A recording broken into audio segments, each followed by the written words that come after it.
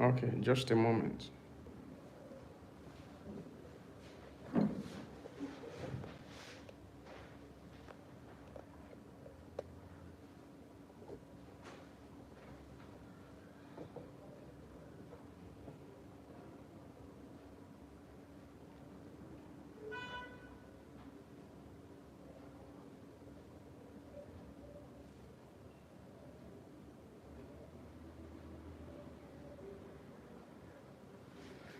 Okay, so we are starting.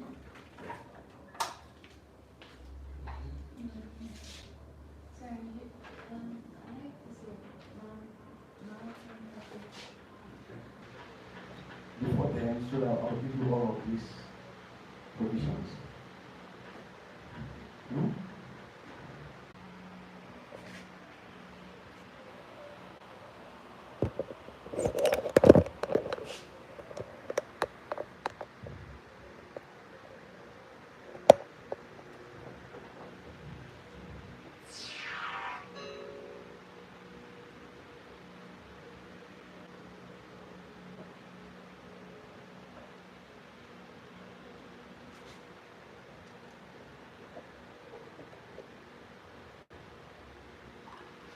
All right, good morning. We are starting today's session right about now.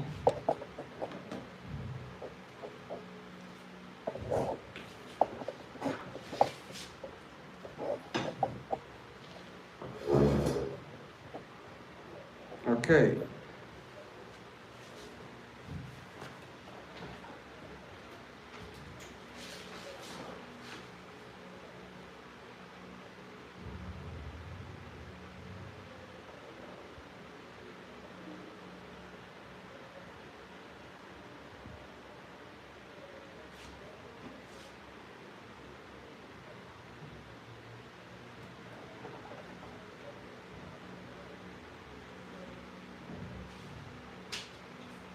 All right, good morning, everyone.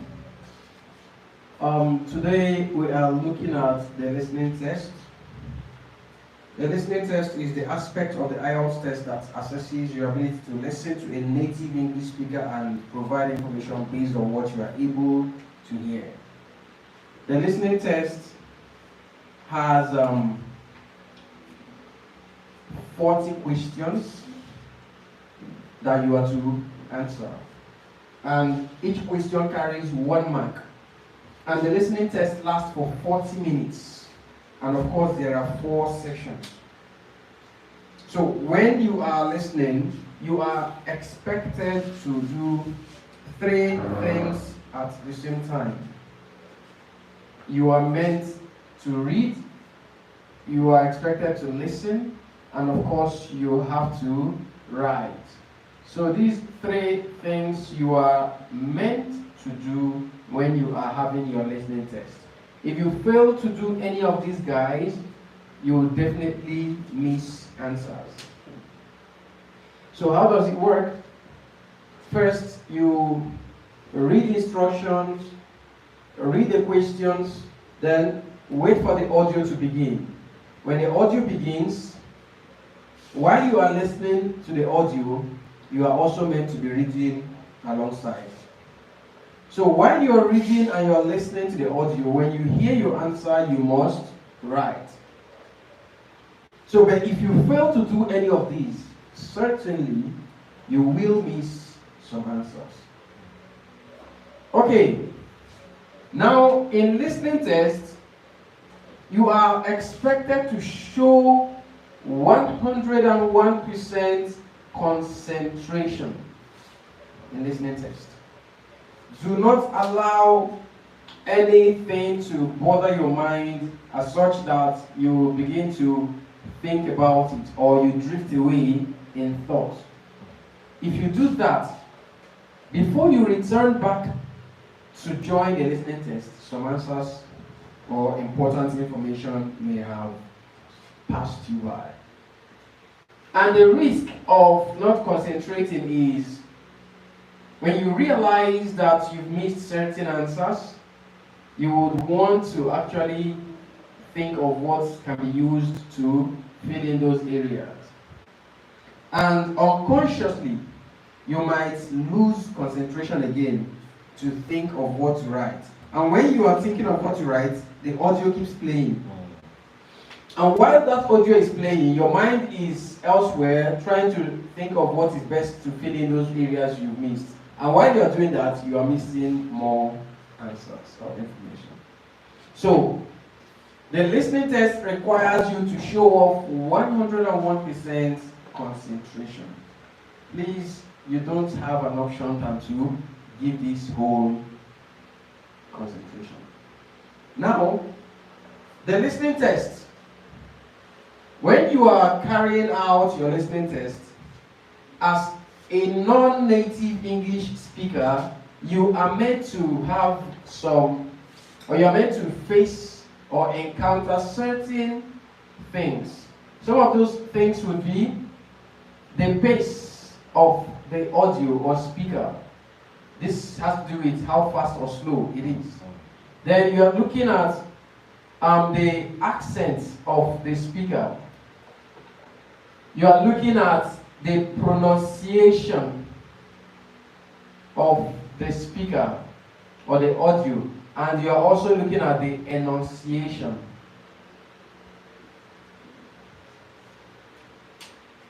Now, when you are not a native English speaker, you're going to have some little challenge or challenges taking care of these 4 areas. First, it is often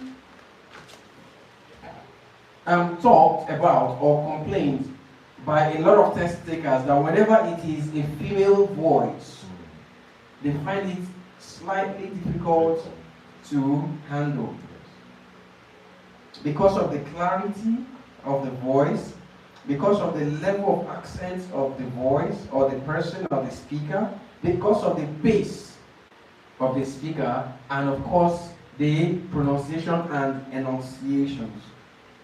So what happens? What do? You need to focus on the information that you have on your question paper. You need to read ahead, then pay the 101% attention and concentration. So when you do that, no matter how bad it feels, battling with the female voice, you would be able to still catch up with the area she is treating. Right? So this will help you. Now let's understand what these different areas simply mean. Pace. Pace has to do with how fast or how slow the audio is playing. How fast or how slow the speaker is actually talking.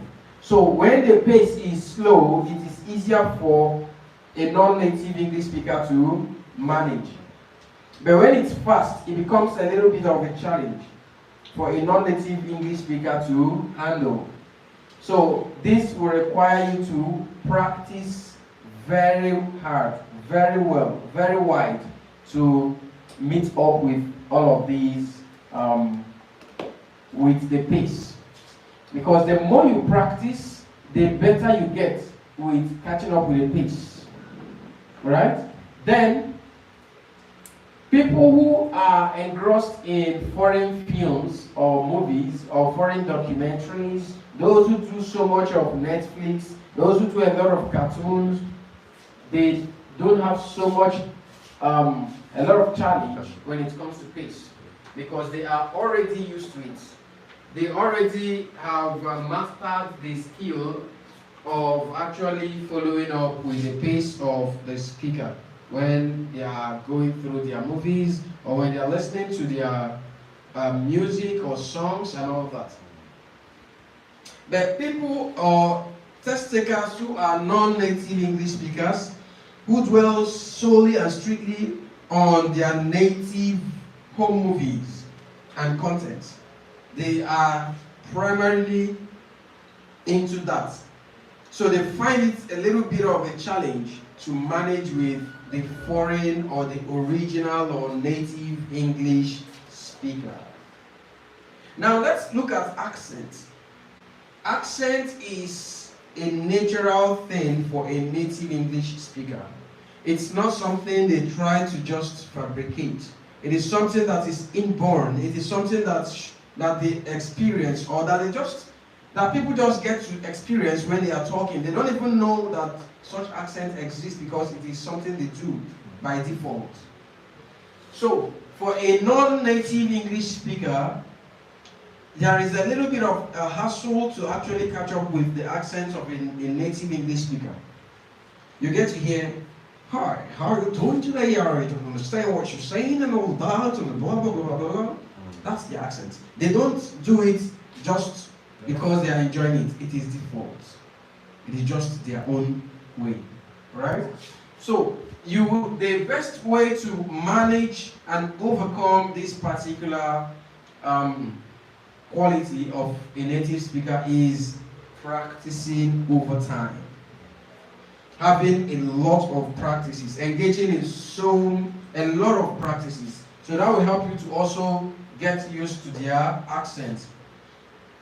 Listening to the news, watching their native movies, not the translated movies. They are real native movies, right? The movies without subtitles. That's what you're to watch, because if you go for movies that have subtitles, most times concentration would always be on reading what is written so you would catch up. But if you go for movies that do not have subtitles, you will be able to manage and build or improve on your listening skills, especially understanding or getting used to their accent. Also, pronunciation. The way they pronounce their words, the way the native speakers pronounce their words may be slightly different from the way non-native English speakers pronounce the same words. So you want to actually do a lot of podcasts, do a lot of their movies, films, their news and all documentaries, anything that is strictly the native speaker's content. Do a lot of it. You get used to their pronunciation as well as the enunciation, how they manipulate their words. You would hear some words, you notice that there are some form of modulation, rising and falling of the tone when they are speaking.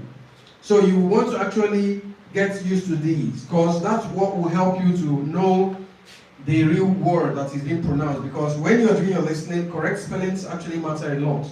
So you want to get the right word so you spell correctly. If a word is not clear to you, it is possible that your spellings may go wrong, right? So these are major factors you want to actually manage during your listening test. We'll go further. Let's proceed to the next stage. In listening test, we have what we call the important keys.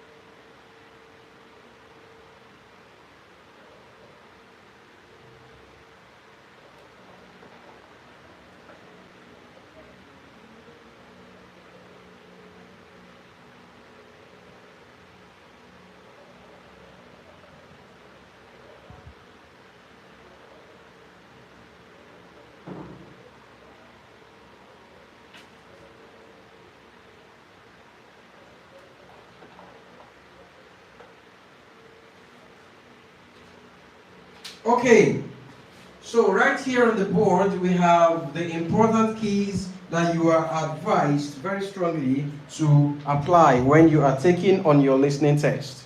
So these important keys is what we call the 3 T's. The 3 T's right here means or represents trick, which is also called the bracket trick. Then we have tips, and also we have techniques. The trick is what we shall begin with. So to begin, for you to apply this trick, you must understand that you need to actually work strictly in accordance to the instruction. So right here, the instruction says no more than one word and or a number. No more than one word and or a number. Please, can you try to interpret that instruction? What do you think it means?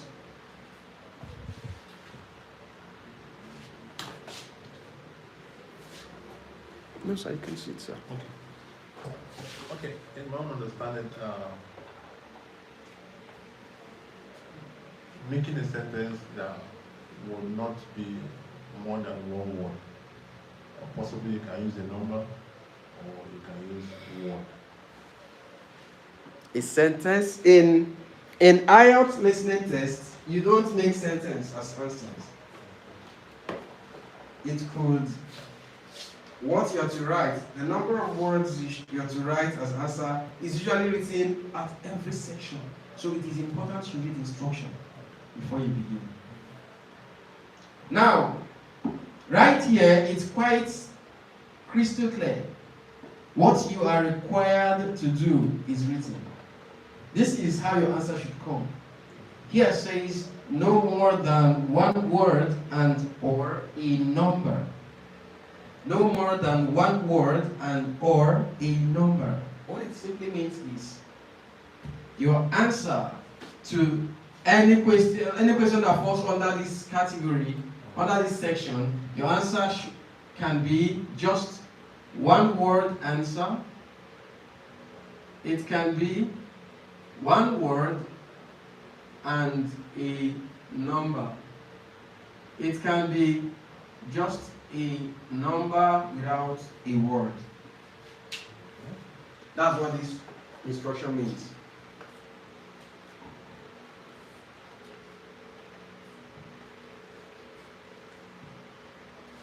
Okay. Now, if you have understood this instruction,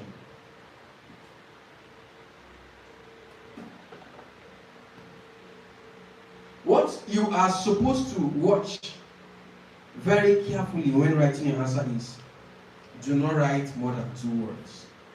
Sorry, do not write more than 1 word. That's what this instruction is emphasizing on. No more than 1 word. So do not write more than 1 word. So your answer falls within 1 word and 1 number. It also accommodates 1 word and a number together. So let's try to understand how to apply this trick. It is a trick that works. It is a trick that keeps you safe. It is a trick that helps you to make your answer an option, to make a part of your answer optional to the examiner when marking your answer. So let's see how we can apply this. The application of the bracket trick works hand in glove with this instruction, and we have translated or interpreted the instruction. So, in what scenarios do you then apply this category of instruction when you're writing your answers? Now, it falls under the word when you are writing answers that will come in words. When you're writing answers that will come in words. And how does that work? If you get to hear something that says the particular creature that produces honey is called the bees. The particular creature that produces honey is called the bees. So, and I ask you a question. Dash produces, or dash produce honey. Dash produce honey.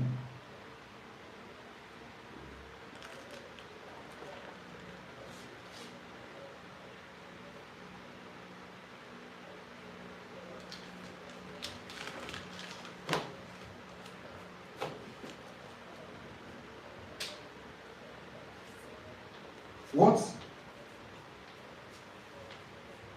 produce honey?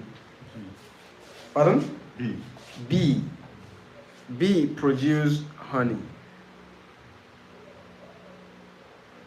Mrs. Janet, what produces honey?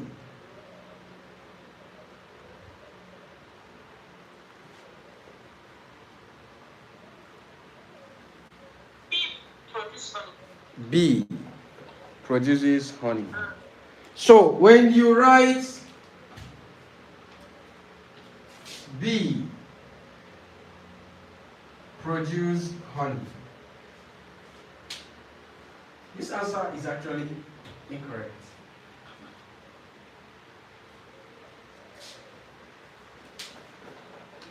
The answer is incorrect. Why is it incorrect? One, there are two reasons. Pardon?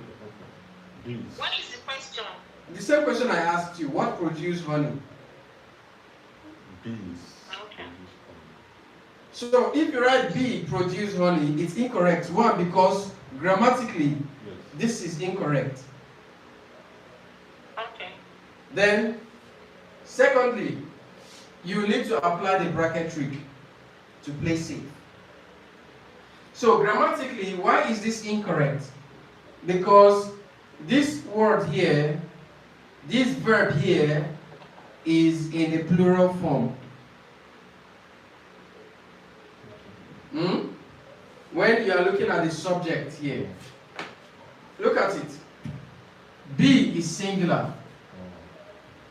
If you are to align this singular to this verb here, it's supposed to be be produces. But because it is produced, so you are saying bees. So how do you then apply the bees in a way that you will still be safe? You put your bracket and put the S. Do you understand this? Okay. So right there you have bees produce honey. Bees produce. Bees. I heard bees. I did not say bee. No, you said bee. I was right here. I didn't hear bees. It's okay. Maybe it's the way I pronounce it.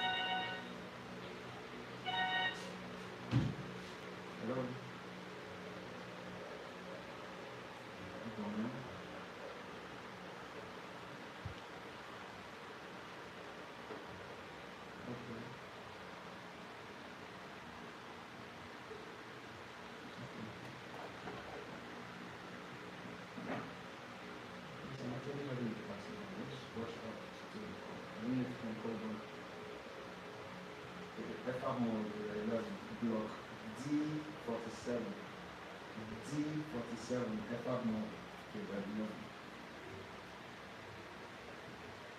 And locate D47.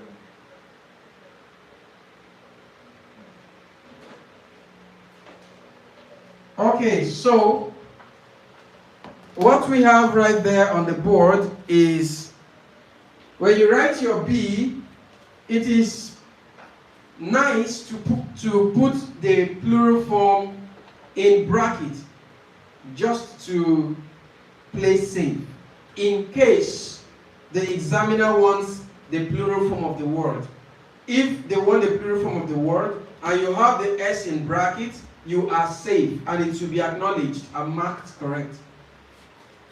But if they don't want the plural form and the S is in bracket, examiner would simply ignore it because it is in bracket, and they mark you for it. So the bracket trick makes anything you write in it. The bracket makes anything you write in it to be optional. But please do not put your main answer in bracket. Don't put your main answer in bracket. Try as much as possible to leave your answer open. Please, do you understand this? Yes, sir. Miss Janet, do you understand me? Yes, but the scripture where I'm not sure. Well, you are not sure of what? The good answers. So definitely.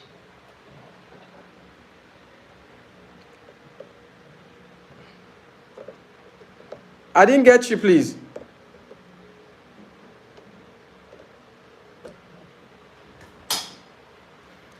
Hello, Mrs. Janet. Sorry, I didn't get you. I said yes, you're right. I got you right. But what I'm saying is situation whereby you're not even sure of the first answer. So definitely you just gamble. If you are not sure of your answer, you don't even know what the answer is. Then you don't know what to apply in bracket. If you don't know what the answer You're is, not sure between the two, you're not even sure which one is correct. that is where the problem is. You need to ascertain the major or primary answer. That's when you are able to correctly apply the bracket trick. You don't put your primary answer in bracket. If you do that, you do not have any answer for the examiner to mark. So you need to have a primary answer that the examiner should consider. Then if you have an alternative or an optional answer that can also go with the primary, but you're not sure if it should be there, then you put it in bracket. But before you apply such words, before you bring in 2 words and put one in bracket, you must ensure that the instruction accommodates 2 words. If the instruction does not accommodate 2 words, and you write 2 words and put one in bracket, automatically your answer is wrong. There's nothing to consider in the first place. Okay, so right here, this instruction accommodates only 1 word. So you can't write 2 words and put one in bracket, hoping that the bracket will make one invisible. No. The bracket does not make any word invisible. Every word counts. So you need to adhere strictly to the instruction. Thank you, sir. Alright, so this is how your answer should come. Bees produce honey. Now, if you look at this word bees, there is provision for singular bee and there is provision for plural bees. Right? So at this point, if what the examiner wants is bee, the S in bracket will be ignored. If what they want is bees, the S in bracket will be acknowledged and everything is safe. So this is how to apply the bracket trick when you are treating a section that says no more than 1 word and or a number. We'll go further. Now, you might also be treating a section that says, that is talking about date of birth. For date of birth, you may have some formats to be DD, MM, and YYY. Other formats can also be MM, DD, and YYY. Okay. So when you are treating a section that says no more than 1 word or a number, and the section you are working on at that point in time happens to require date of birth, maybe someone phoned in and is asking to know about certain things, or is reporting a situation or making a complaint, and the person's information maybe is required to be written down, and the person is asked to provide his or her date of birth, then the person says, I was born on September the 6th.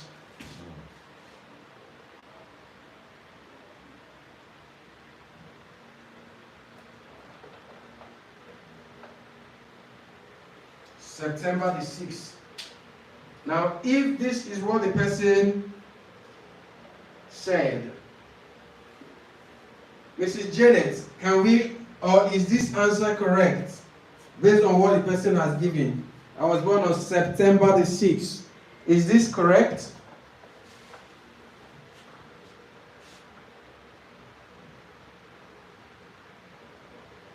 Okay, sir. Is this correct? Would you write this?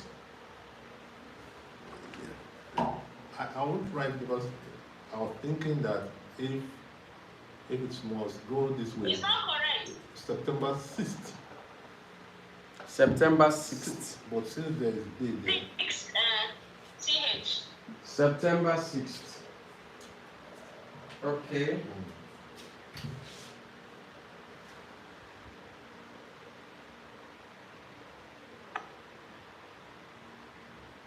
So if I write September 6th, is this correct?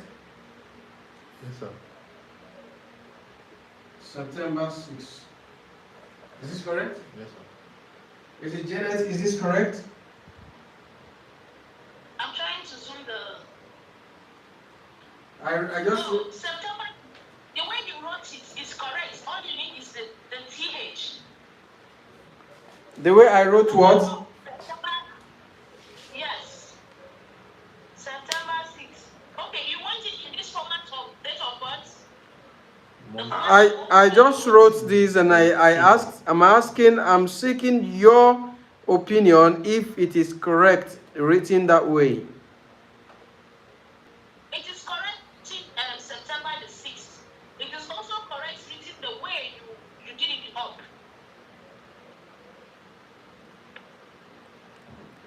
Please, which one are you taking?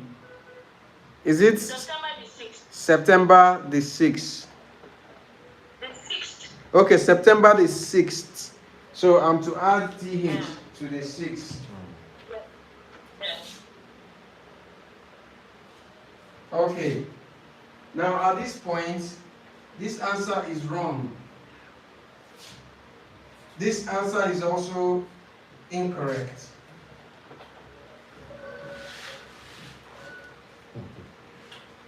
Mrs. Janet, what do you think? Now, let's understand something. I'm in a state of confusion. Alright, it's well, don't worry.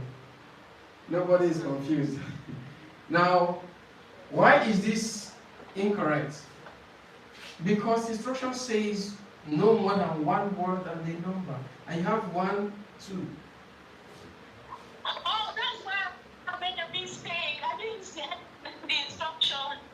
So there are 2 words here. Sorry, I disconnected. So these 2 words automatically has gone beyond what the instruction says. So, and if you write 09/06, which indicates September 6, is incorrect because here says a number. The instruction right here says a number, and we have 2 numbers. So it's also incorrect. So how do you manage it? You want to write 1 word and your 6. Now, is this correct? Yes, sir. Sir? Yes, it's correct. It's correct? Mrs. Janet, is this correct? Why then is there abbreviated? I wouldn't know. That's what I'm asking if it's correct. Mrs. Janet, is that correct? I'm just back. Pardon? September 6th. No, we need TH. The instruction Okay, is not not. more than one word and a number. TH cannot be a word. Is it a word? No, it's not a word. No more. It's just a No suffix. more than one word. TH is not a word. It's a suffix. It's just a suffix. So It's just you say I should put TH here, right? it's a suffix.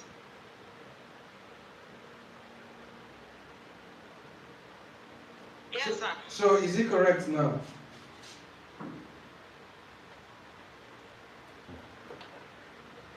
Mrs. Janet, is it correct now? No, it's not correct. The September should be full. No, sir, the September should be full. Okay, so I'm supposed to write September 6 and then TH.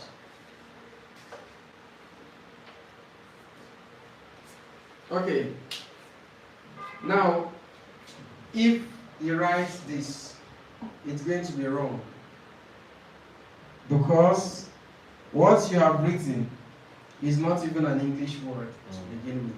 That's French. It means 7. So you have written 7/6. Alright? So it's going to be wrong. So right here, September 6th. If you write it, you stand 95% chances of being wrong as well. If you write September 6th, because the lady said, I was born on September the 6th. September the 6th. So, what you need to do? Bracket trick. Put your TH in brackets. Just to stay safe.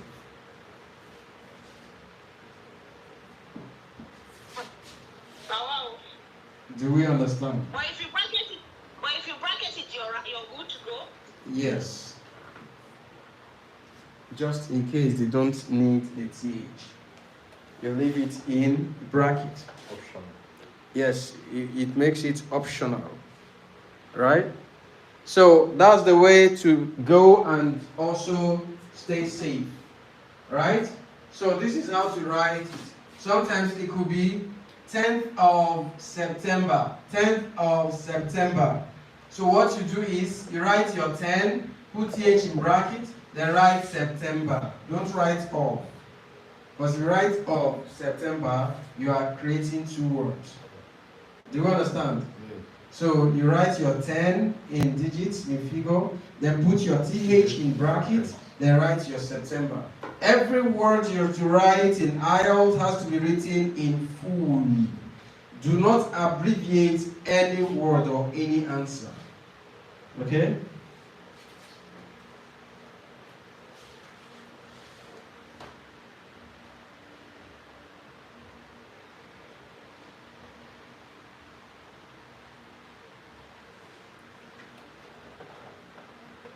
All right. So let's look at another category or scenario. This would be when you are treating money.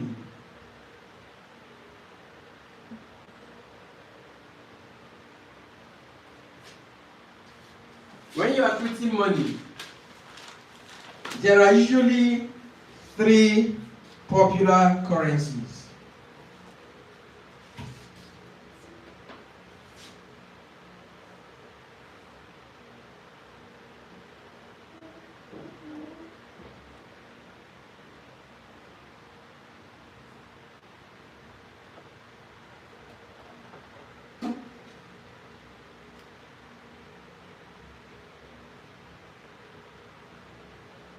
Okay, these are the 3 popular currencies you would come across when you are treating IELTS in most cases. If the question is talking about money. This first symbol is called, it represents what? Dollar. Dollar. This second represents what? Pound. Pounds. And this represents what? Euro. Euro. Okay. When you are treating a question in IELTS listening test and you are required to indicate or write the amount of money that the audio is giving you, please note that the question should be carefully observed. You need to observe if that question has anything dollars written in it. The question. If the question has anything dollar or dollars written, either in word or in a figure symbol form. Okay?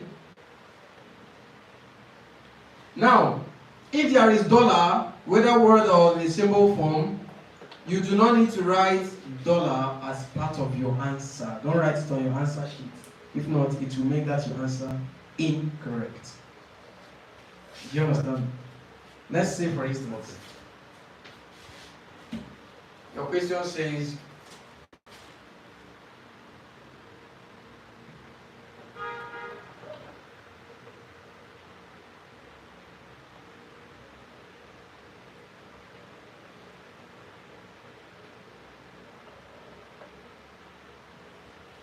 It will be an M. Transport. oops.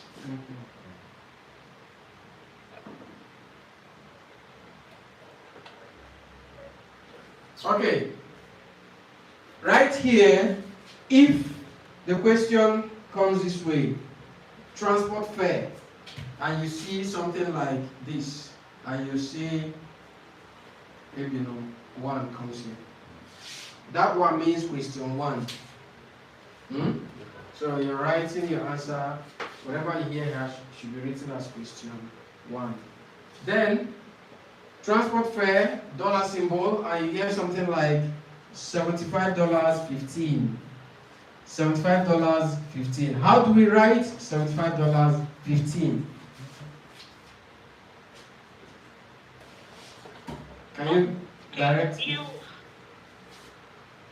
going to write the 17, since there's already a Dollar sign sign. of the dollar, you don't need to repeat it. You will just write the 17. What's the heading? Not more than one word. Yes. We're still using no more than one word. Yes. And a number. Yes. Okay. $75. Yes. Is this correct? More than one number. No. Is this correct? No. Yes, it's fine. Miss Janet, it's not It's correct. not because it's no more than one word and a number. Okay. So what's It looks like wrong? more than one number. Okay, this is more than one number. That's how I'm looking at. Okay. Now let's also confirm this.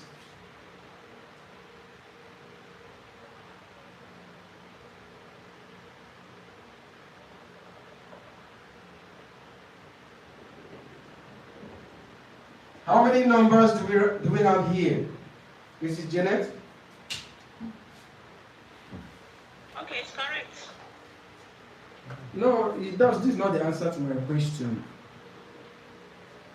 How many numbers do we have right there on the board? 10 zeros. 11. We have how many numbers? 11 numbers, right? Mrs. Janet, do we have 11 numbers on the board? It's one number. It gives one meaning. But if you want me to count it, it's 11. It gives one meaning. It's 10 million. I'm not asking about meaning. I'm asking about how many numbers do we have right here? It's 11.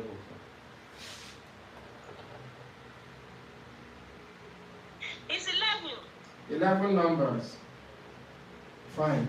11 figure one number. Pardon? No, you're confusing me. Am I confusing you?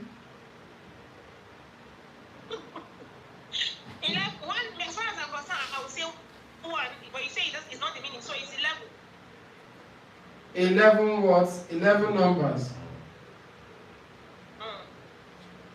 Hmm. It's one number. It's one number. I think you need to maintain one lane when you're driving. There's room for one to rephrase whatever he's trying to do. Okay, so please give me your final answer. How many numbers do we have on the board? One number. One number. Sir, how many numbers? 11, sir. 11 numbers. Okay. So right here on the board, we have 1, 2, 3, 4, 5, 6, 7, 8, 9, 10, 11. We have 11 digits, but one number. Yes, that's what I said. Figure. Yeah, I use figure. So we have 11 digits, but one number. This simply represents 10 billion, which is just one number. Do you understand? Yeah, Just the way we have 1 as one number, representing one number. Just the way we have 8 representing one number, 20 representing one number. But just that 20 has 2 digits. So same thing applies right here. So let's go back to this money. How much do we have here and how many numbers do we have there? Is that how is what I wrote on the board correct? I mentioned $75.50. $75.50. Is that correct? 50, not 15. Sorry, $75.15. $75.15. Is it correct? Yes. Okay, it's not correct. Please, can you share the correct thing? Supposed to, this is one figure. 75 is one figure with 2 digits. 15 is one figure, 2 digits. So not more than one word or one number. So this is not correct. So we have more than one number there. Right? Yes, sir. So, and it's going against instruction. Mrs. Janet, is that correct as $75.15? Yes. Is correct. Okay. So let's see. Let's confirm. When you check your account balance, Okay. when you check your account balance, do you usually have these 2 dots before the kobo? Yes, I have. 2 dots. Mrs. Janet, when you check your account balance, do you usually have 2 dots? I think so. You're not sure. You're thinking. So in this context, how do we apply this? $75.15 simply can be written as $75.15, just a dot. You don't bring in colon. Is what we have. That was why I'm confused. If we are to bring in colon right, if we are to bring in kobo right here, I am. maybe, pardon, it's not for IELTS, this is a real life practice. Yes. Check your account balance. I know. You can't have colon. You can only have a dot. It has 1,500. So let's say we have 1,000.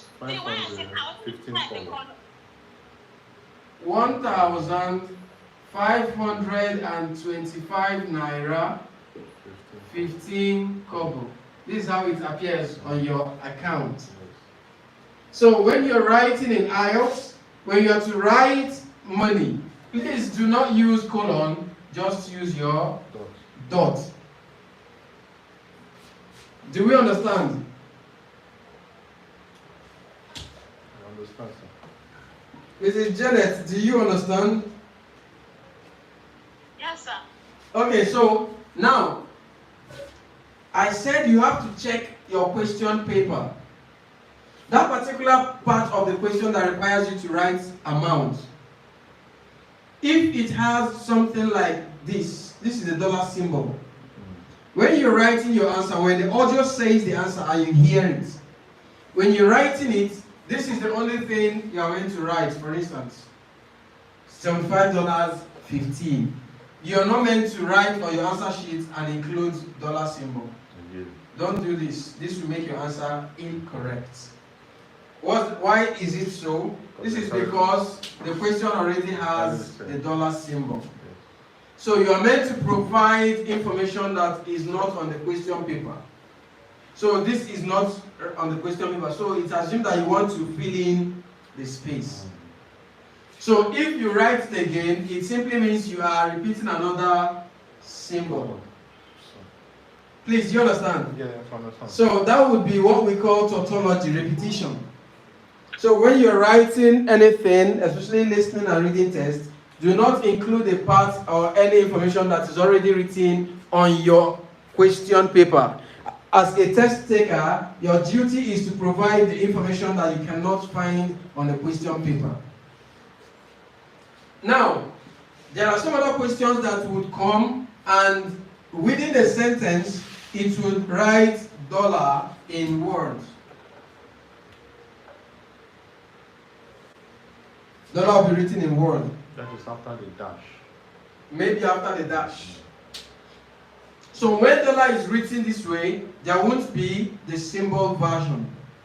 So if there is no symbol version and you have dollars, when you're writing your answer, please do not write the dollar symbol. Don't do this. Just write only this. Do not write this dollar symbol, because dollars is already written on your question paper. Please, do you understand? Yes, I understand. Mrs. Janet, do you understand? Yes, sir. Please, those viewing via the YouTube platform, kindly click on the like button, and please do well to subscribe if you've not. Thank you. If you have any question, please drop on the question comments, the comment section of the YouTube of this video, please. Thank you. So this is the way to go. You only write the figure if the symbol, the currency symbol is written, or if the word version of the currency is spelled. That's, you don't write it anymore. You only write the amount that the audio will say. The only time you can write the currency symbol on your answer sheet and it will be correct is when there is nothing such as the currency symbol or nothing showing dollar spelled. Then the audio will mention the currency.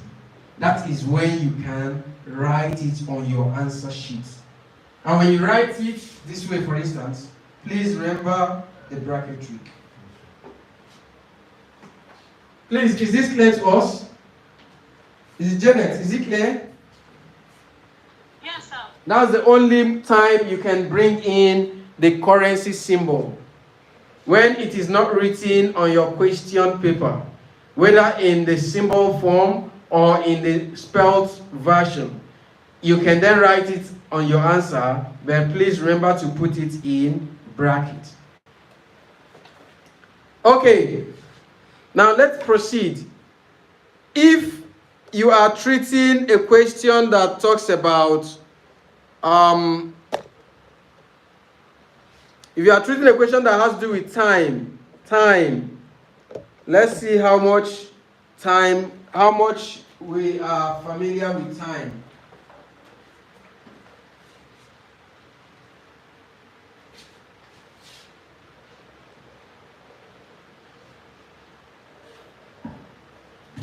If you are treating a question that says time,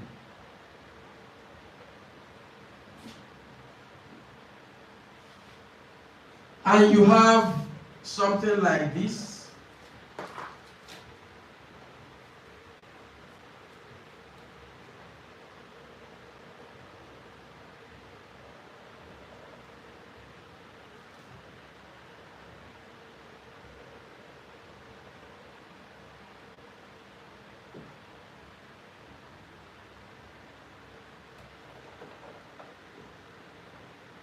so which will you go for? Which format will you go for? This or that?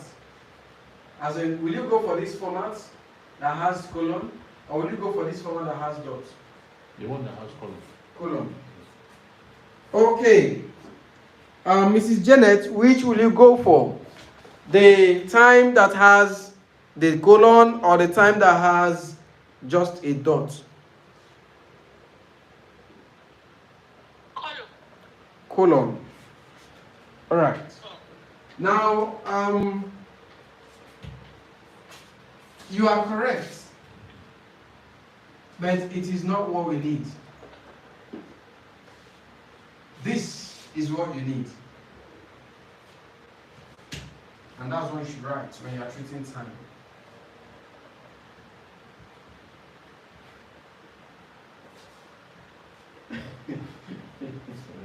Are you saying everything about IELTS is it's not different. It's just that Even on posters. you Anyway, see, it's correct. You're right. you know, We're British. we You're right. practice. We It's are what? colonized by the British and not America. It is the American format that goes with colon. Okay. It is when you buy any gadgets, you notice that the format of that gadget is on American templates by default. Yeah. So they bully a lot of other places to make sure you apply their own policies.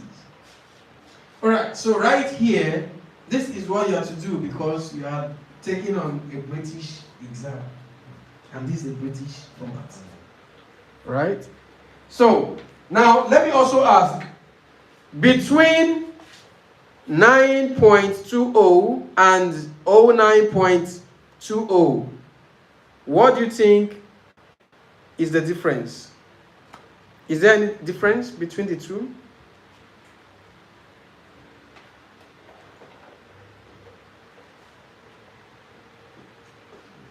Is there any difference between the two? Yes, sir. What is the difference, please? The 0.9 could be AM. 0.9 could be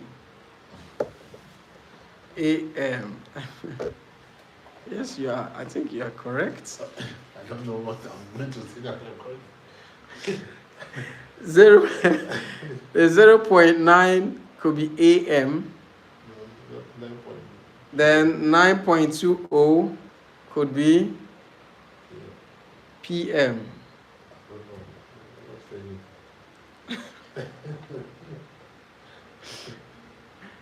IELTS. Okay, so Mrs. Janet, please tell us which version is actually, or what do you think is the difference between the two? What do you think is the difference between 9.20 and 02.20? Okay. AM and PM. Which one now? Which one is AM? I'm going to say my own. AM is 09. Wait first. AM is 09. How about Yes, sir. we are going back to the question, the trick. No more than one word or number. No, in time, no. Okay.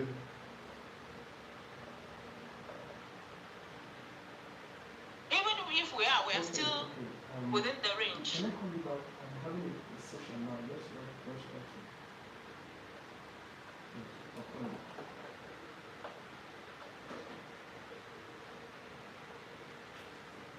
Okay, sorry. You said that 9.20 is AM. Is that correct? No, Okay, it's 09.20 that's AM. yes. Then 9.20 is PM. Okay. Yes, sir. Okay. Yes. Okay. Okay. All right. My question was, what is the difference between this and that? The difference is very simple. This guy is referring to 12 hours template. This guy is referring to 24 hours, 10 minutes. That is the difference. Mrs. Janet, have you seen the difference?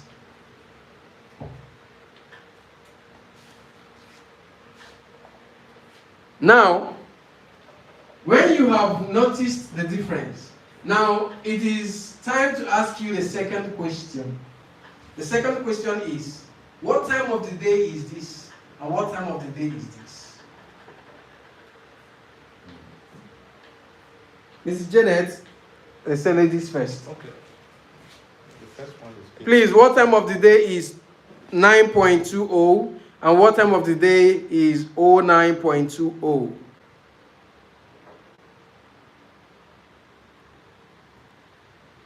It's same 9. If it's according to the hours that you wrote, it's the same 9:20 a.m. all of them. I said, okay, both of them are representing AM. No. The one down is AM. The one up is PM. Okay, so what do you think?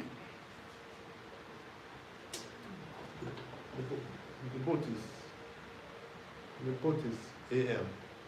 Both of them AM. Okay, while Mrs. Janet said this is AM and this is PM. So, Madam Janet, how is this PM? What is indicating to you that it is PM?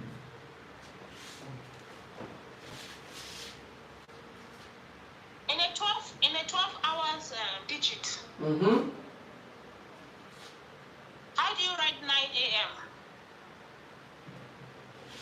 How I write 9 a.m.? I can write 9 a.m. by this. 0. It's the same thing, 9:20 a.m. Okay, so here says 9:20. Is there AM here? There's no a.m., but because the 12 hours clock, as you've written here. Okay. Noted. I don't know, because in the 12 hours, it's still 9. Alright, noted. Noted. It's the 24 hours that has Noted. 21. So now here, Because that 09 has the tendency to go over to PM. 15.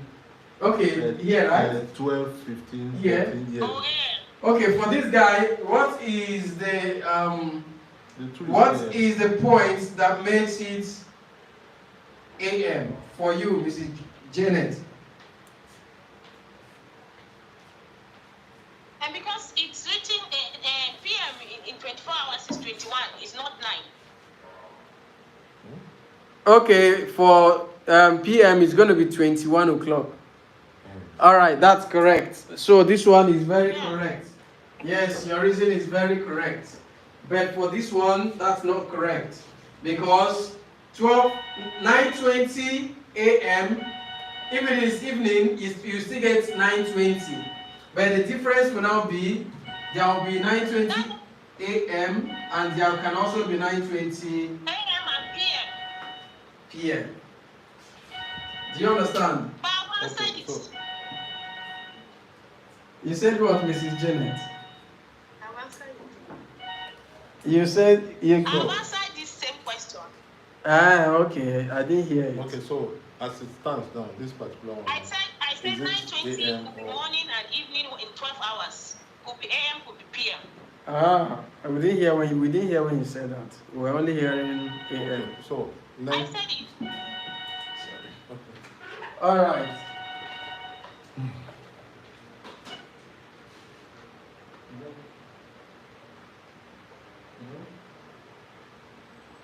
Hello. 47. 47, D47. Can you hear me? 47.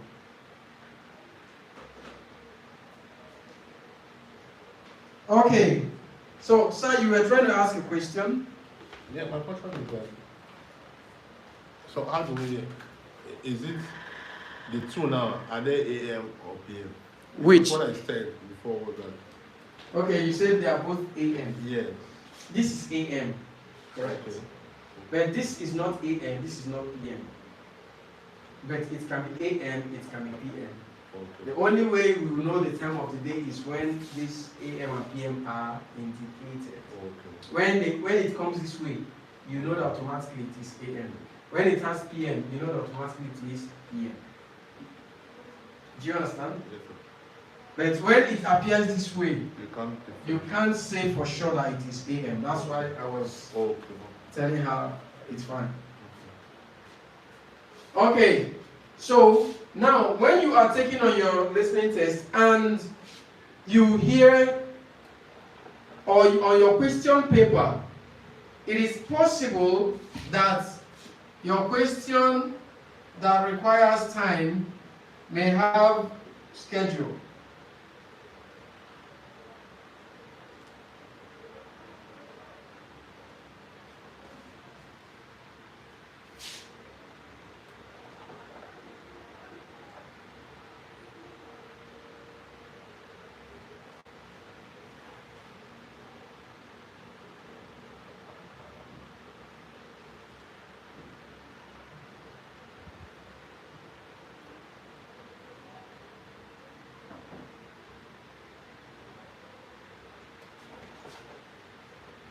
Now, when you have morning and afternoon, maybe transport schedule for the day, then you have morning and you have afternoon.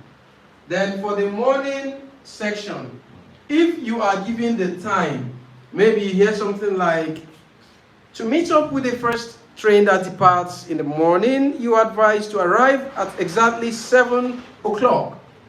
As the train departs exactly at 7:15. So this will give you ample time to do all the protocols and enrollments. Now, at this point, you do not need to write AM anymore because the schedule is given to you as morning. The template is there already. The template is there. So what you need to write is, if the question says, what time does the train depart? So what time will you say? 7:15. 7:15. So you are meant to simply write 7:15 as your answer. You don't need to write 7:15 AM. If you do this AM will make your answer incorrect. This is Janet. Do you understand this?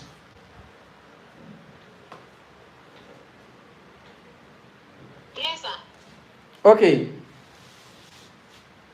Now, let's assume you have gotten that one. Now, towards the afternoon, it is possible also that the audio might say to join, if you intend to travel from Maitama down to Gwagwalada during the peak hours, you are meant to pay 4,500.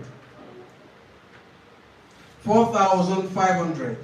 But to meet up with the departure time, please be at the train station at exactly 7:30 because peak hours are usually experiencing a lot of rush and you need a lot of time to clear your tickets. The train leaves at exactly 4 in the afternoon. Now, to write 4 in the afternoon, do you need to put PM? You don't need to put PM because right there on the board it is written as afternoon. Right there on your question paper it is indicated, the time of the day is already indicated to be afternoon. So you don't need to write 4 PM anymore. Doing that, your answer will become incorrect.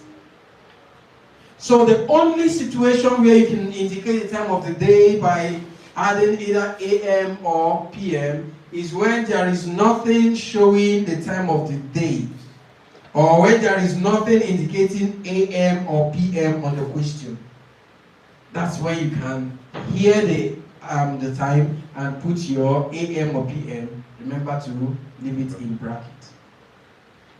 Mrs. Janet, do you understand this? Yes, sir. Okay, so that's it about the bracket trick. Please use the bracket trick. It will place you safe. It will place you safe. If you write an answer that you are not 101% sure of, sorry, it may be very incorrect.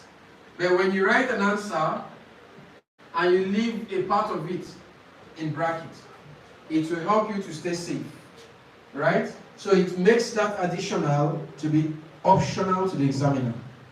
In the case that if it is required, fine. If it's not required, then that's it, right?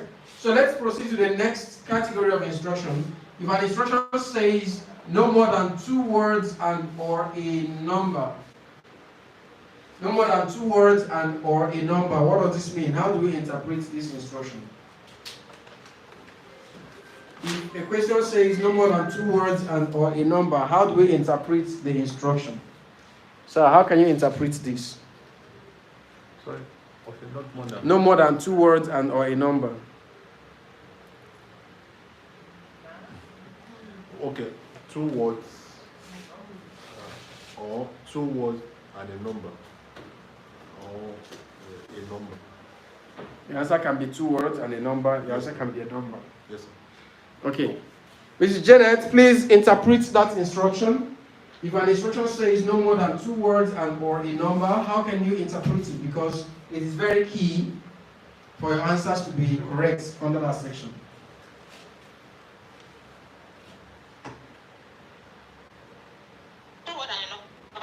Pardon? 2 words and a number. So your answer can be 2 words and a number, right? Yes, sir. Now look at it this way. When the instruction says no more than 2 words and or a number, please do not make the mistake of writing 2 words all through and a number, 2 words and a number, 2 words and a number. 70% of those answers will be incorrect. So when you have this instruction, what it means is your answer can be 1 word. Your answer can be 1 word and a number. Your answer can be in 2 words. Your answer can be in 2 words and a number. And your answer can also be just a number without a word. This is what the instruction means. So, there are questions under no more than 2 words and a number. There are questions that you'll be perfect to write just 1 word answer. Okay? So you need to be careful so you don't make mistakes of writing 2 words because you just saw 2 words, 2 words. Huh? So how then do you apply the bracket trick when you are treating a section that says no more than 2 words and or a number? Let's look at it this way. You've just heard transport. Okay, you just heard transport fare.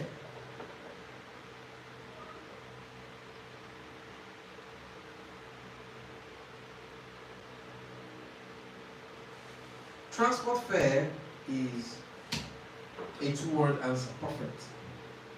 But it doesn't mean that 100% you need the 2 words. You need to identify the keyword between the 2. The one that can do without the other.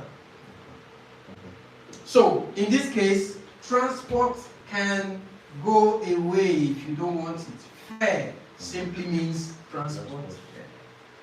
Do you understand this? So, you put your transport in bracket. And leave the fare open. Now, leaving the fare open passes the message to the examiner that fare is my major answer. Transport is an option. If you need it, please take it. If you don't need it, ignore it because it is in bracket.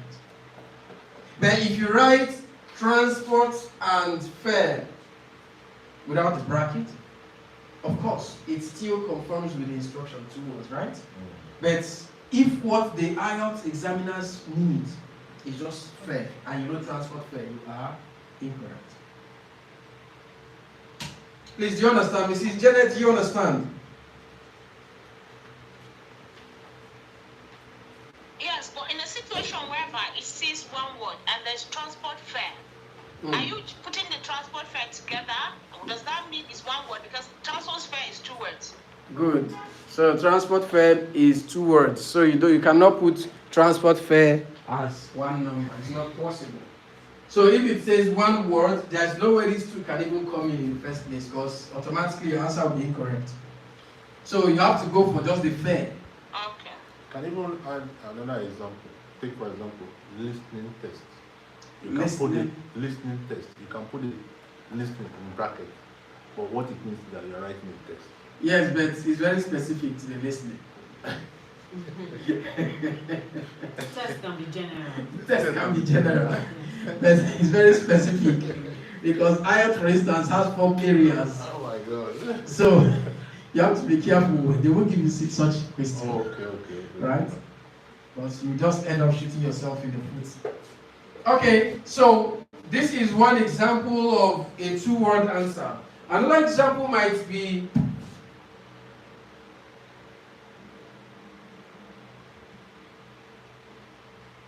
hungry lion. Hungry lion could be a 2-word answer. Now, out of the 2 words there, hungry and lion, which do you think is the main answer?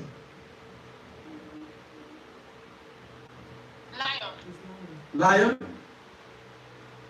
Sir, what do you think? It depends on the answer, the question, Sharp, or I think the major party it means. adverb.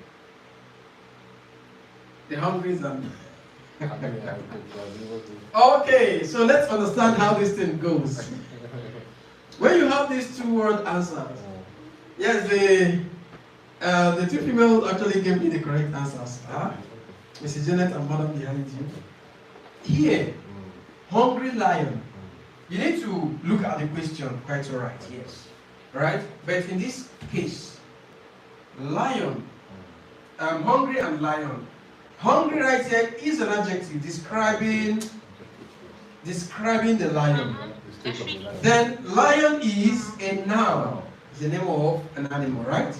So this hungry is just a supporting word. It's describing it. It's not actually the main idea right here.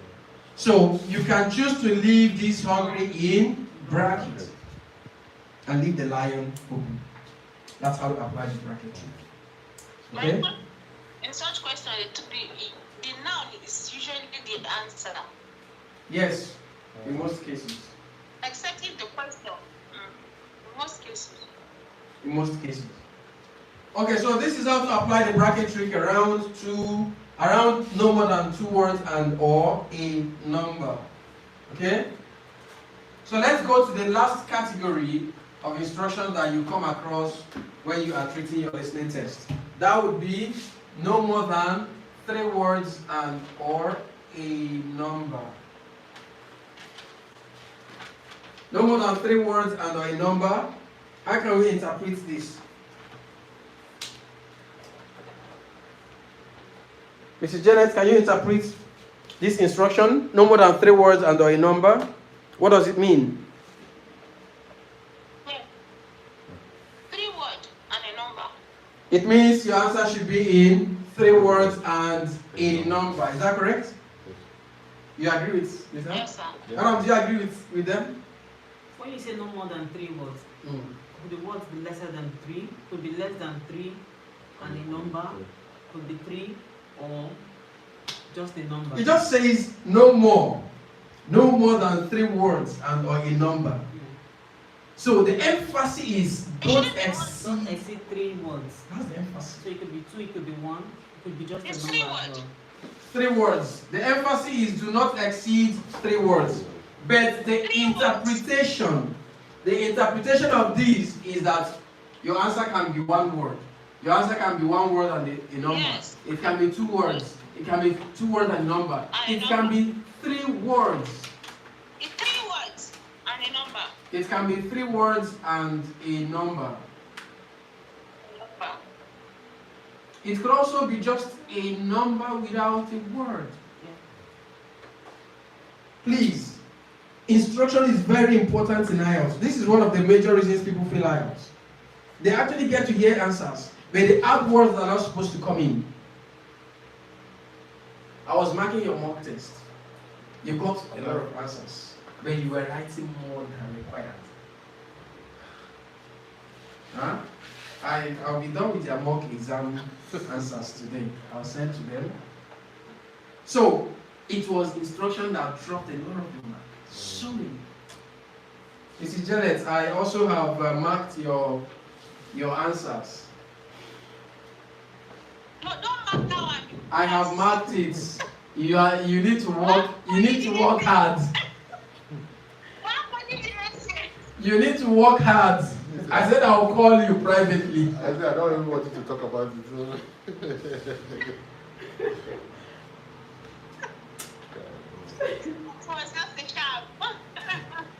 Okay, so this is the Don't worry, interview. next time I'll do better. I believe so. I believe so. Okay, so I'm starting practicing now. all right, better. Please don't take IELTS for granted, though. It's a very tricky exam. Don't. No human can be over prepared for IELTS. You haven't even sent me the other links. Okay, I'll send the links to the master's practice, so it will hit you up a lot more. Okay, those that are supposed to write on Saturday, I've sent links to them so that it will hit. They will see the need to intensify their practice. All right, so let's come back here. So if the instruction says no more than 3 words and or a number, this is what it means. So please do not make the mistake of writing 3 words all through. 70% of those answers will be incorrect. Some answers may require only 2 words. Some require only 1 word. Okay? So let's now learn how to write 3 words and apply the bracket trick and still remain safe. Okay? So when you hear something like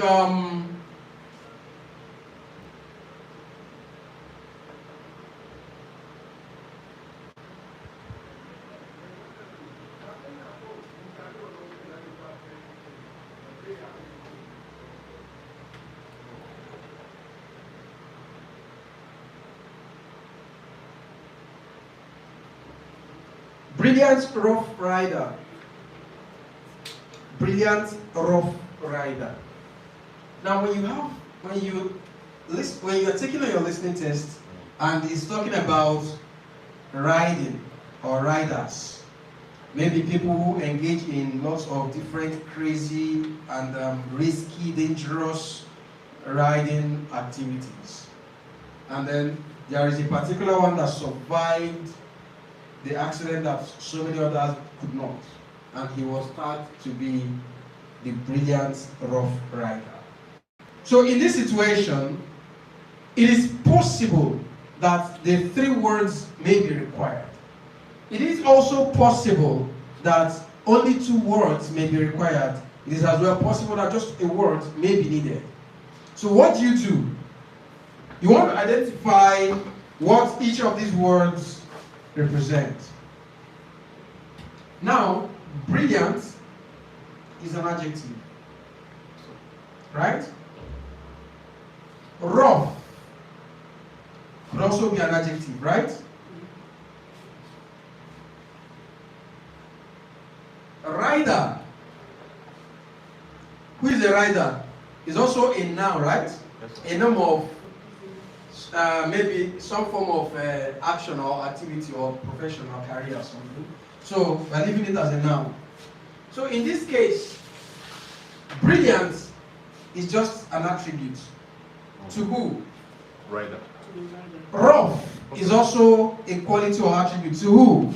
The rider. So they are both supporting words. Is that correct? Yes, sir. So what you need to do is put this guy in bracket, put this guy in bracket, leave the rider open.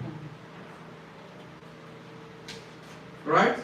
So, but do not put 2 words in one bracket. Automatically you have annulled those words. Don't put 2 words in one bracket. But you can put 2 words in separate brackets and they will be valid. Mrs. Janet, are you following?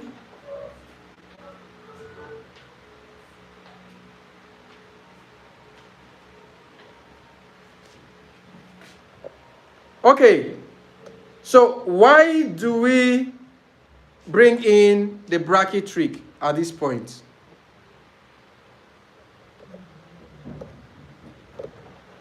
Just to play safe.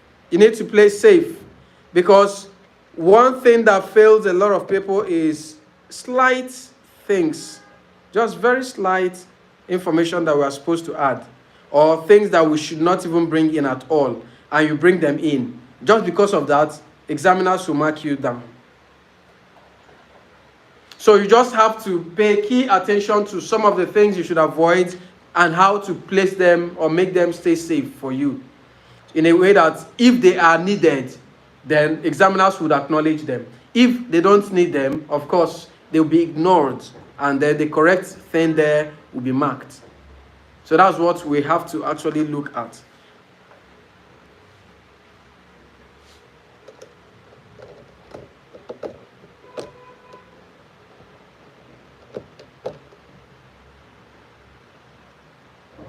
Okay, so this is how to go about working on the instructions.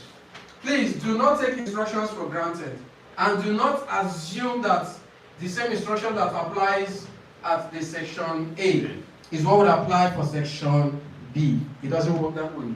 Every section will come with its own instructions. So please read and interpret correctly, and then make use of them.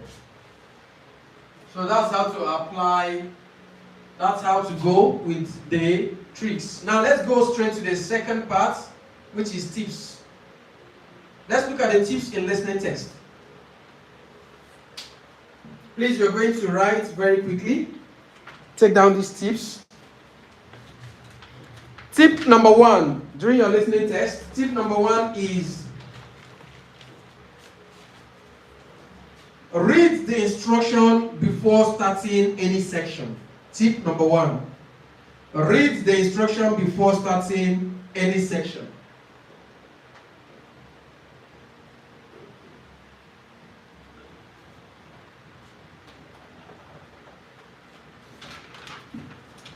Tip number 2.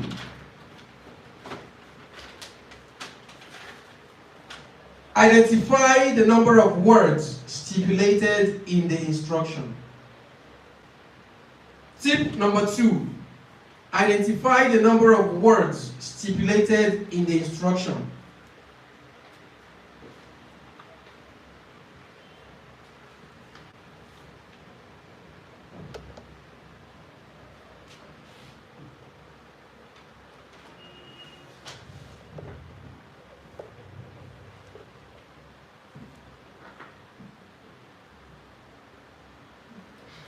Tip number 3.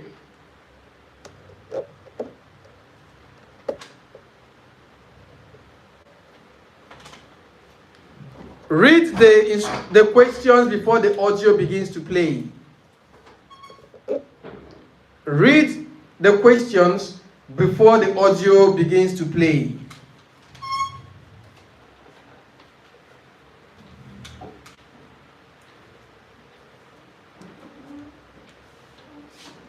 Tip number 3. Read the questions before the audio begins to play.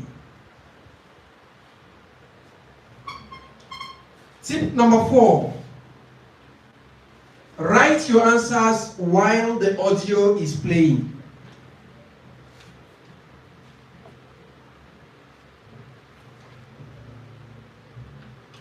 Tip number 4.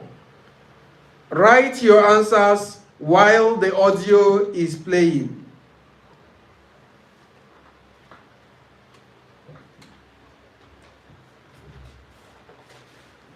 Tip number 5.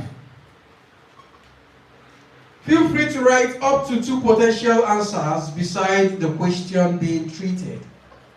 Feel free to write up to 2 potential answers beside the question being treated.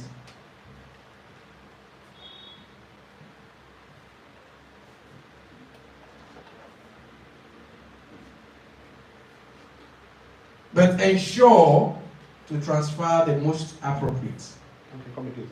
Feel free to write up to 2 potential answers beside the question being treated. but ensure to transfer the most appropriate.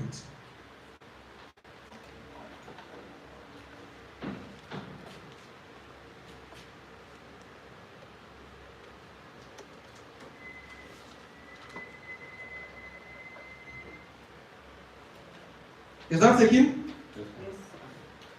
Next tip number 6. Endeavor to transfer all your answers to your answer sheet accurately. Endeavor to transfer all your answers to your answer sheet accurately.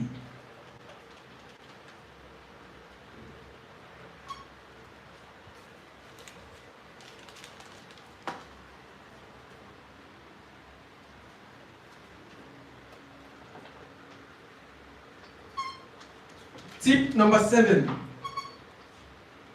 Note that IELTS is also testing your spelling skills. Note that IELTS is also testing your spelling skills.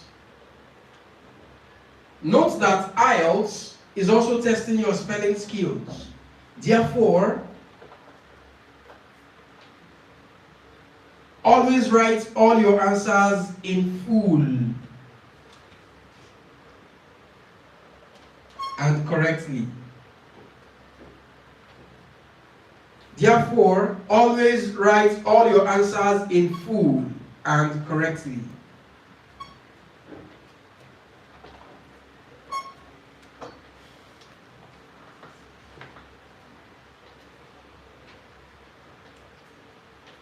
Tip number 8.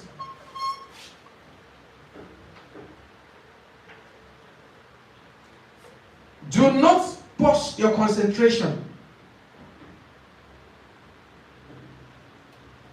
on the listening test.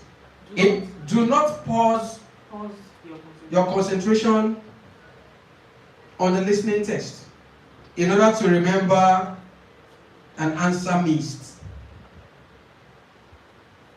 Do not pause your concentration on the listening test in order to remember an answer missed.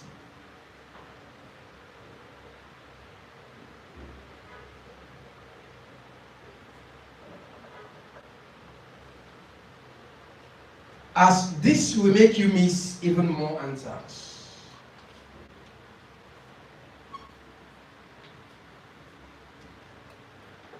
As this will make you miss even more answers.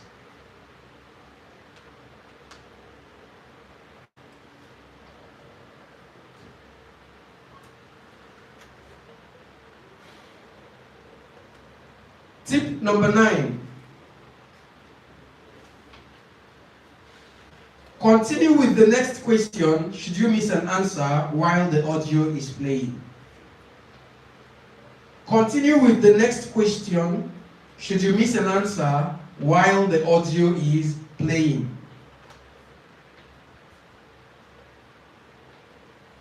Continue with the next question. Continue with the next question should you miss an answer while the audio is playing.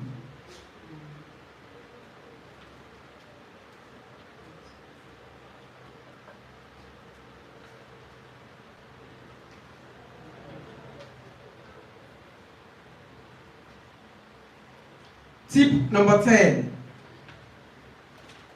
If your punctuation skills and knowledge are not good enough, if your punctuation skills and knowledge are not good enough, if your punctuation skills and knowledge aren't good enough, then write all your answers in block letters.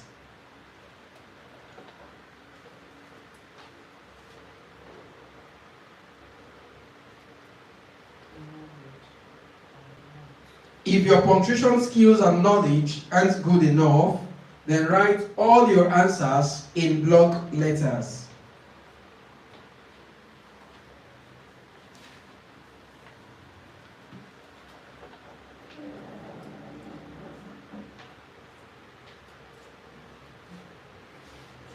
Okay, so these are key tips that you need to hold on to during your listening test. These are key tips you need to hold on to. Let me give you 60 seconds. Please go through these tips. Let's talk about any one that you are not very clear about. Okay. In 60 seconds, please. Okay. The one I is that number 8. Do not pause your concentration on the missing question, as this will make you miss even more. Yes. What can one do to remedy this situation? Just to guess at the end of that particular section. You look through the question And guess. possibly guess. But don't pause your concentration while the audio is still playing. Because the audio keeps playing, it doesn't wait for anyone. And it's not played twice, it's not repeated. So it's a flowing stream. When it flows past you, it's gone. Right? So what you need to do is move on. I think the next tip says continue with the next question. Move on. Then at the end of that particular section, you can then pray for the grace to remember that you guess. You might guess and guess right. Yes, please. Number 2, identify the numbers of words related in the instruction. What Yes. is the number of words? What do you mean? All right.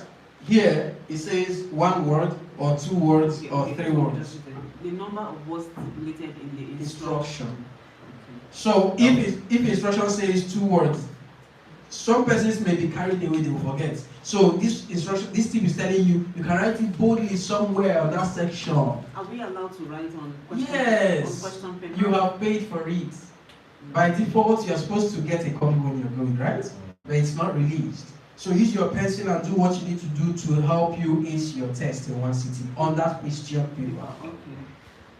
Do you understand? There is no extra mark for neat question paper return.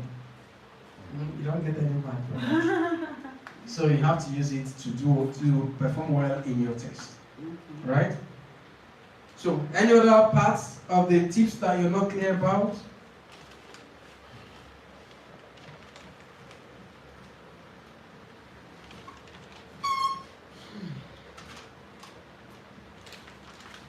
Alright, so it's all clear. So let's go to the last T here, which we call techniques.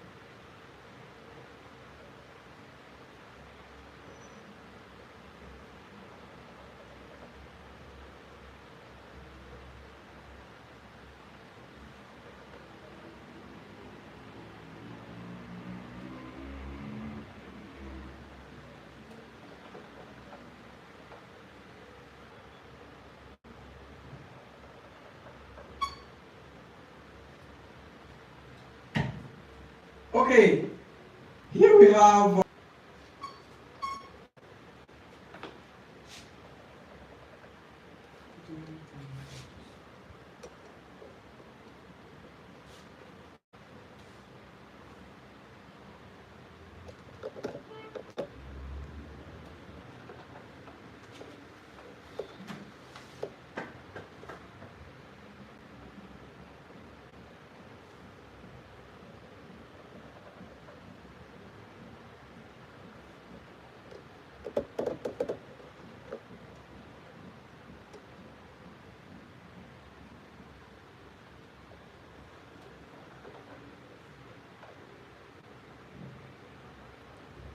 okay, so let's begin.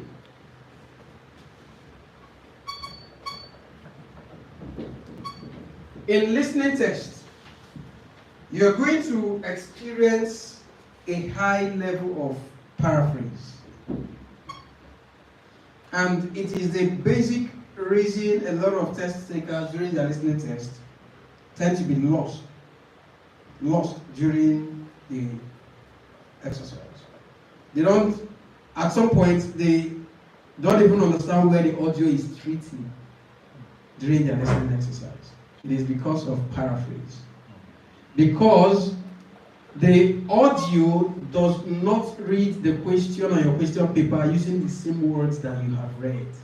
So when you read a question or when you read questions on the question paper, you are hoping to hear the same thing from the audio. The audio never does that. Okay. It's not possible. If audio does that, everybody will pass. They are looking for the smart ones. Those who can read in between lines and decipher what and relate what they are saying to what is written. Right? So the audio will always use synonyms of those things written there to express those information. So while you are busy waiting to hear the particular word there, audio will walk past that level and say the answer. You will not hear and you will write it. So you've lost that answer. And then it goes to the next question and you are still waiting to hear the first one. Then it gives two answers. The third one comes and goes. And the next thing you hear is, that is the end of your listening text. You may now transfer your answers. And you're like, how? Do you understand? Yes. So that is the reason. It's not like listening test is difficult. It's because you've not understood the technicalities in the listening text. That was what happened that day. Alright? So this is what we are going to do under the techniques, and it is majored or it is based on paraphrase. So let's look at how the audio paraphrases the words written on your question paper to figures, because that's what happens. You will read words on the question paper. You are waiting to hear those words. You don't know that the audio has changed the word and expressed it in figure. Right? So let's see, for instance, if what is written in your question paper is half an hour, audio will never say half an hour. Audio will tell you 30 minutes. 30 minutes.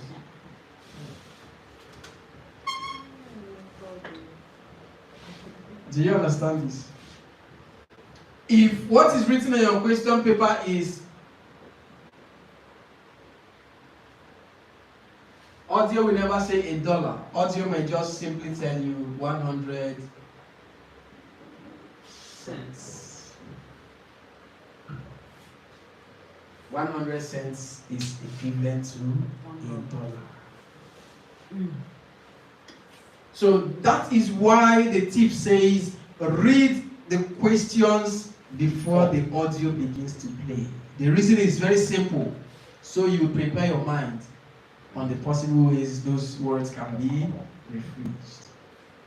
That is also the reason the narrator in your listening test, the narrator will tell you, before you get to the question, you have some time to read questions 1 to 5. They'll give you time. The reason for that is so you prepare your mind for questions. This is why people don't pass listening test.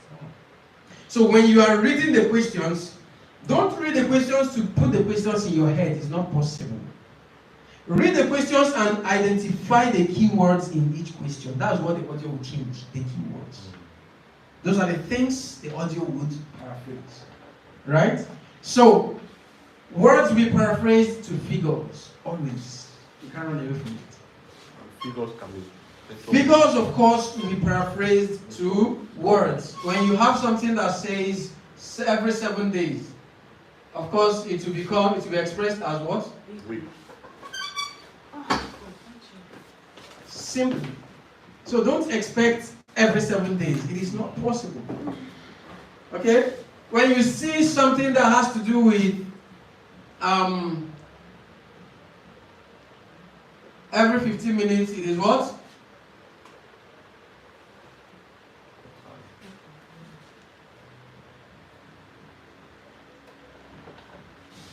Do you understand? So open your minds. This is the way IELTS goes.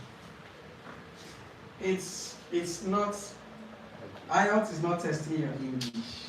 IELTS is testing your intelligence. Your intelligence covers English and also covers your exposure. Right? So don't go and start reading Queen Primer or Brighter Grammar, or you are looking for English textbooks to define nouns. Nouns. Those are not what IELTS is looking for. They are testing your intellectual capacity. Then, let's look at how words or figures are paraphrased to fractions and percentage.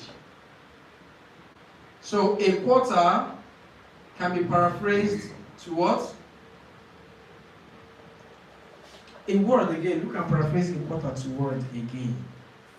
A quarter. A quarter to be paraphrased to word again. To word again. Yes, please. Not figures. Any idea? This would simply be 1 and quarter. Right? 1 and quarter. Is it not 1 and quarter like this? A quarter, 1 quarter. It's the same thing. All in word. You don't need to use brackets everything. No. 1 quarter. 1 quarter means a quarter. Okay. The only thing I paraphrased is a quarter. I changed a to 1. 1. That's all. So how can we paraphrase that to fraction? How can we paraphrase a quarter or 1 quarter to fraction? That would give you 1 over 4. So in case you read a quarter on your question, maybe just read it, and the audio while treating that part will tell you 1 out of 4, that's that quarter. Do you understand this? It's really a listening test. Honestly. Your ears have to be Just have open. to. So please pay attention. So Then- now, sorry sir, a quarter might be reflecting on the question, so that should be in your head.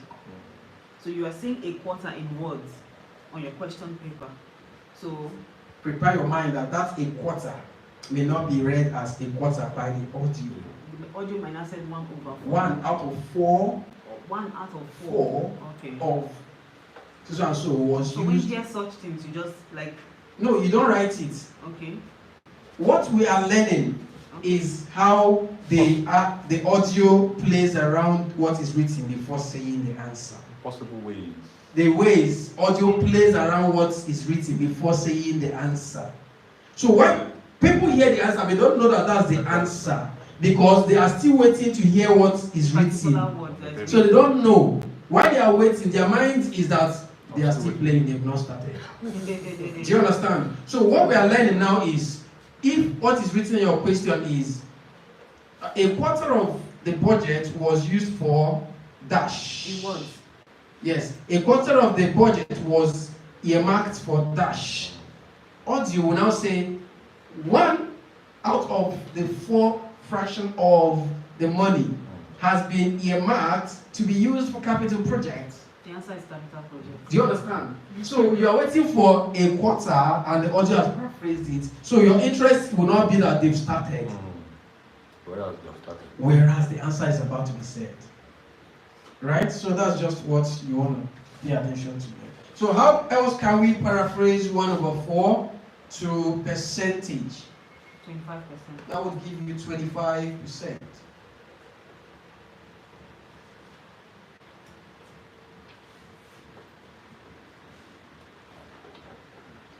Then if you hear something like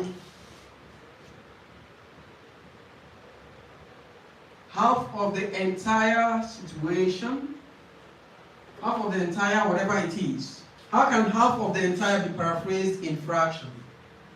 25%. 1 over 2. 1 over Okay, 2, fraction. half Okay. in fraction. 1 over 2. In some cases, 2 over 4. Right? Yeah. Now, in percentage, that would give you what? 50%. Is that correct?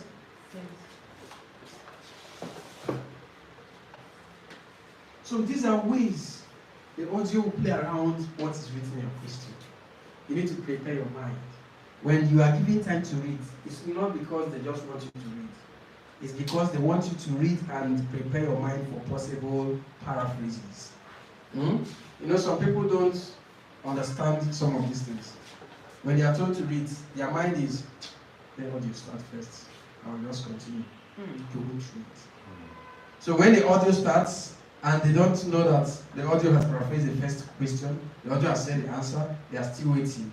It's disastrous. And when you realize, when the audio tells you that is the end of your section 1, you are so disorganized because you know how many answers you've missed. Right, let's go to the next category.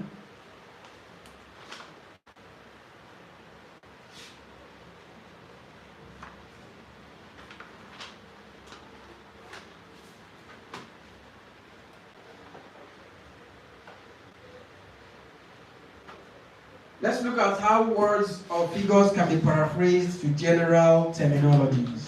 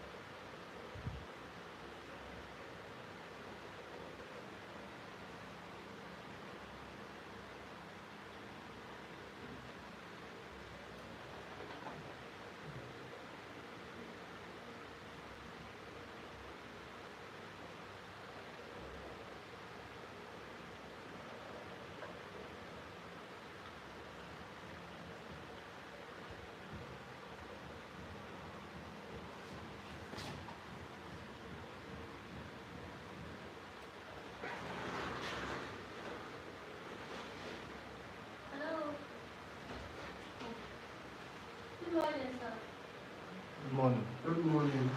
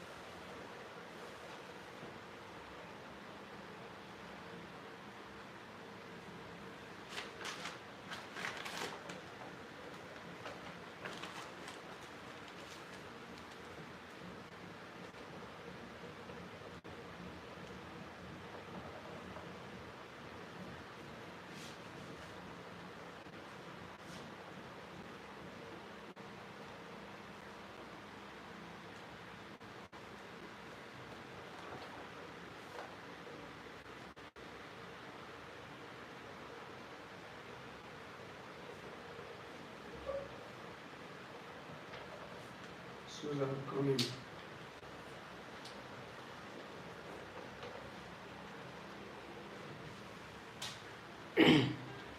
Okay, so let's work on these, or on these rather. Here, we have a list of expressions that you may come across during your listening test. And these expressions will, of course, will be expressed in a paraphrased way. So let's see how these words or information or expressions can be rephrased or expressed without necessarily using these words. Something that happens every day. Daily. The audio can say what? Daily. Daily. Or every 24 hours, right? Something that happens every week. Every week. Every week. Weekly. Weekly? Weekly. Or every 7 days? Right? What about every 7 days? Every 2 weeks? Twice a month. Bi-weekly? Or every fortnight?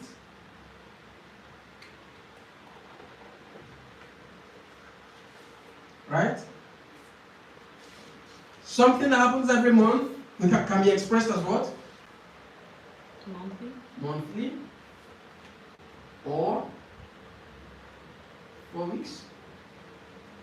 Right? Something happens every 3 months. Every 3 months? A quarter of the year. Or quarterly. Quarterly. Quarterly.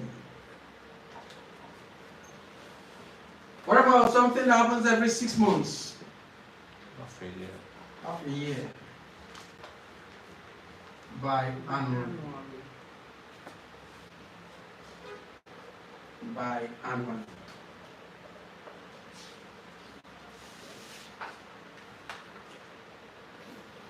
Every year? Every year. Yearly. Yearly? Or Every 12 months. yearly or Annually. Annually. Okay. Okay. Let's not go to every check. Okay. Something that happens every 2 years. Biannually. Biannually. Biannually. Annual is double N. Double what? N. Yes, please. Okay. Correct spellings matter. That's what I'm asking now. What about something that's involved about 20 persons or 20 persons directly? How do you expect But that? that word every 2 years, is it together? Or the bar is separate? Biannually? Biannually, one word. That's just straight. 20 persons, how can you express 20 persons? How can you express it? 20 persons? How can we express 20 persons? 20 persons. Okay, that would be It's called. Let's call. When we are not doing math. Why do not go there? It's called individuals.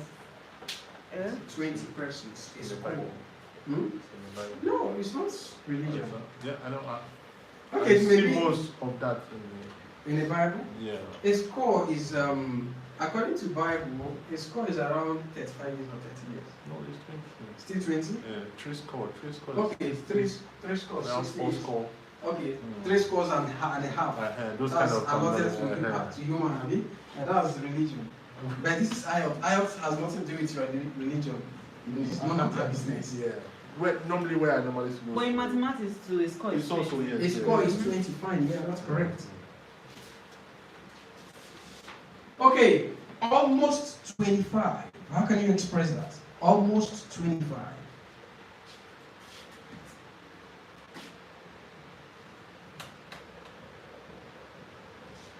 Almost 25.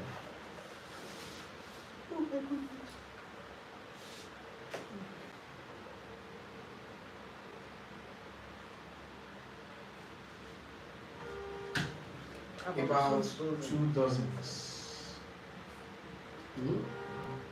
About 2 dozens. In case you see 25 on your question paper, audio will tell you about 2 dozens. So don't wait to hear 25. About 2 dozens means about 25. Do you understand? 10 years. How can you express 10 years? Hmm? A decade.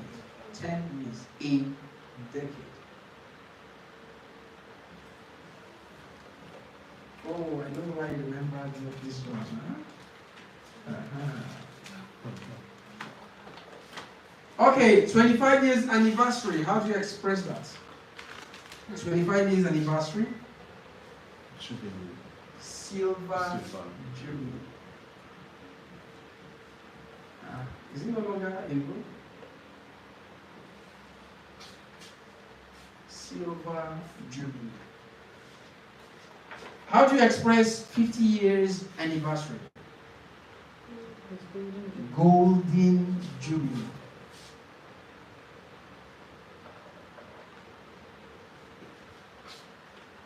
What about 30 years? How do you express it?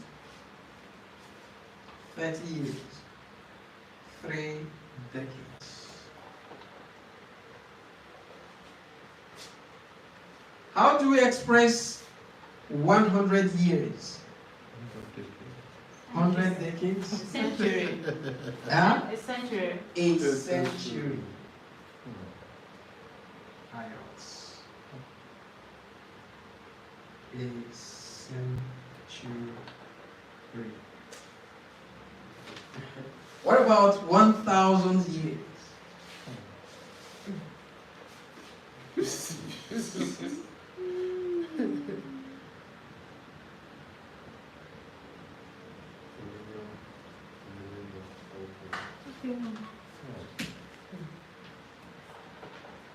Okay, so these are possible ways paraphrasing can come in during your listening test. So don't expect to hear things like 1,000 years, and then what you're going to read it as 1,000 years. It's not possible. It's not possible. So prepare your mind. Whenever it tells you read questions 1 to this, or read questions 6 to that, or read questions 11, please read. They have their reasons. Read. It's fair on you. All right. So we shall stop at this point today and continue from here tomorrow by God's grace. Okay? Please, do we have any question? All right.